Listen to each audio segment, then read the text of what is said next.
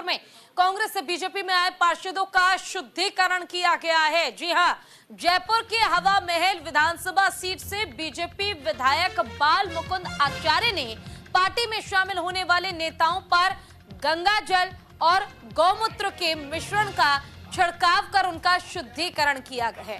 MLA बाल मुकुंद ने इससे पहले जयपुर नगर निगम हेरिटेज कार्यालय का शुद्धिकरण किया और फिर पार्षदों पर गौमूत्र और गंगा जल का छिड़काव किया। उन्होंने कहा कि गंगा जल से शुद्ध करके अशुद्धि को निकाला गया है। जयपुर हेरिटेज नगर निगम में हनुमान चालीसा और मंत्रोच्चार के साथ कार्यवाहक महापौर कुसुम यादव ने मेयर की कुर्सी संभाली है और इस दौरान कई साधु संत भी वहां पर मौजूद थे। बता दें कि बीजेपी ने भ्रष्टाचार के आरोपों के बाद मेयर मुनेश गुज्जर को पद से हटा दिया था।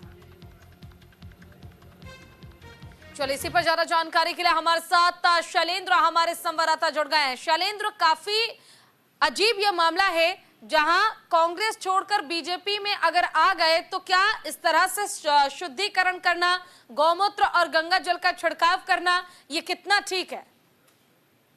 नहीं, बिल्कुल यार, आपको बताना चाहेंगे कि बाल मुकुंद आचार्य जो कि हवा महल से विधायक हैं बीजेपी के, वो शुरू से ही यानी कि चुनाव लड़ने के पहले से ही चर्चा में रहे। उनकी अपनी एक अलग शैली है, वो उस शैली की वजह से हमेशा चर्चा में रहते हैं। चाहे वो शुद्धिकरण मामला हो, चाहे परकोटे के अंदर जयपुर शहर का जो चार दीवारी इलाका जो है, वहां पर बहुत से मंदिर जो है वो खुर्द-बुर्द कर दिए गए थे, उनको लेकर तब से चर्चा में, उससे पहले लगातार चर्चा में बने रहते हैं।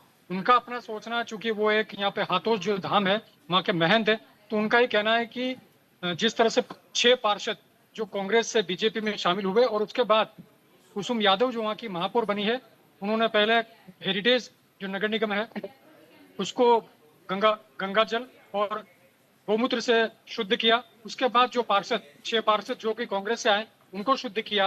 ये उनका अपना तर्क है कि सनातन का एक अपनी संस्कृति है।